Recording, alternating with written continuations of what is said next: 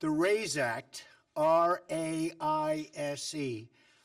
the RAISE Act will reduce poverty, increase wages, and save taxpayers billions and billions of dollars. It will do this by changing the way the United States issues green cards to nationals from other countries. Green cards provide permanent residency, work authorization, and fast track to citizenship. For decades, the United States was operated and has operated a very low-skilled immigration system, issuing record numbers of green cards to low-wage immigrants. This policy has placed substantial pressure on American workers, taxpayers, and community resources. Among those hit the hardest in recent years have been immigrants and, very importantly, minority workers competing for jobs against brand new arrivals. And it has not been fair to our people, to our citizens, to our workers.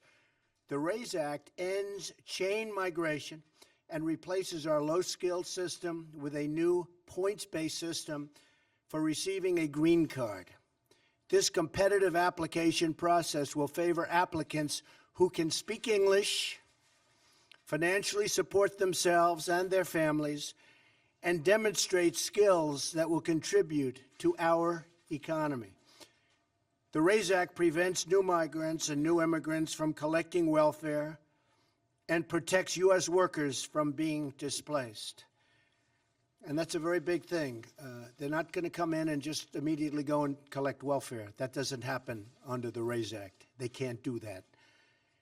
Crucially, the green card reforms in the RAISE Act will give American workers a pay raise by reducing unskilled immigration.